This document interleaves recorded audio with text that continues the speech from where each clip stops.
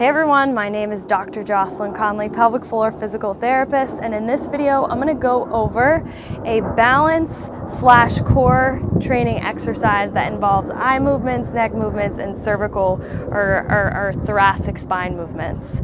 2 variations. Once you master the first, then you move on to the second, and you want to really make sure that you aren't skipping the different points of performance from the first step to the second. So get those ones down first. Feet are going to be hip distance apart. Your front foot, both feet are grounded, but in different ways. Full foot pressing into the ground on the front leg. Toes splayed out, heel grounded.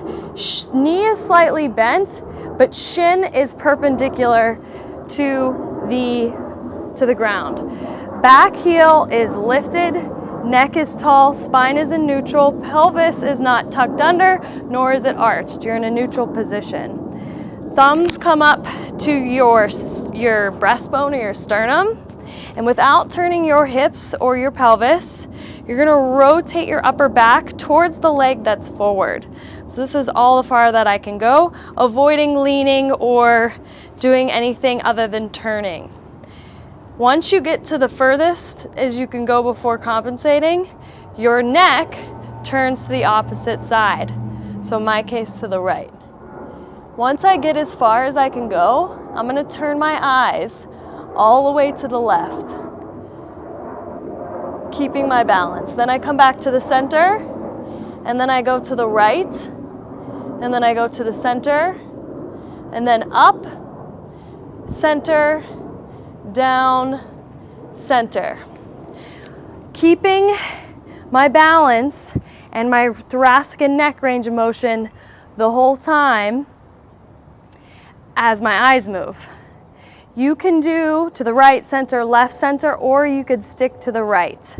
Once you are pretty steady on your balance with all those eye movements, the next step is to tune into your breathing. You want to make sure that you're expanding through both rib cages, your belly, and your chest without shoulder elevation. Smooth, consistent inhalations, exhalations. The next step is to tune into your legs, making sure that you stay square, your heel stays high, crown of the head tall. Aim to feel this in the back, the tension, the pressure in the back of the hips where the glutes are. You might feel a stretch in the front of the thigh, but pay attention more from the stability, the pressure, the muscle tension back there.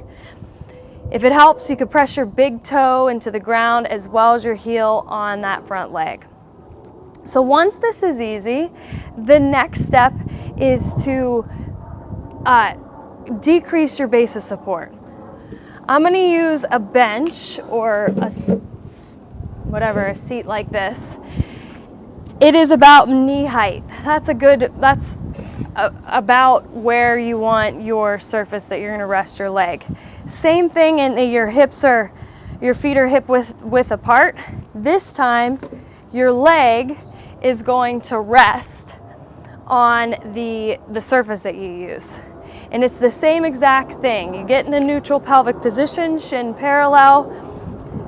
This time, actually, you're gonna tip from your hip. So your hip's in a flex position. Your back hip is in a kind of an extension, but your back is not arched. My shin's still parallel. Now, thumbs come to the sternum again, and since my right leg is forward, I'm gonna rotate my thoracic spine towards that direction without moving everything. It's just my upper back. This is about it. Then my neck turns the opposite way, and then I repeat the eyeball movements. So I'm gonna go to the right, and then the center. I could repeat that, or I could go to the left, center, then up, center, and then down, center. And I will repeat that for about 30 seconds, whether I'm changing my eyeball movements or I'm sticking with the same. Now, as you do that, the idea is to disorganize your nervous system so that it has to adapt and get better. So for these, what doesn't challenge you doesn't change you. So if it's too easy, then it's time to progress. But as with the level 1, you want to make sure that you're breathing steady, and that then you tune into your legs and if you have too much tension in your upper traps.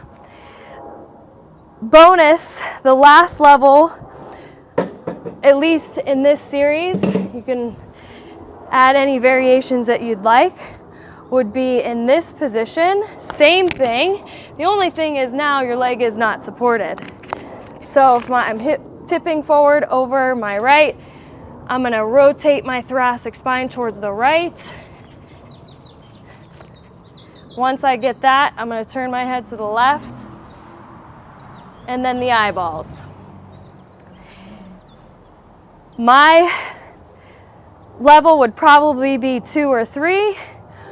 I would probably train 2 and 3, depending on where I got caught up. I got caught up with the eyeball going up with the second level, and I was pretty smooth on the others, so I might train up on level 2, whereas some other eye movements on level 3. So I hope this was helpful, and if you have any questions, post them in the comments below. If you like this video, please press the like button.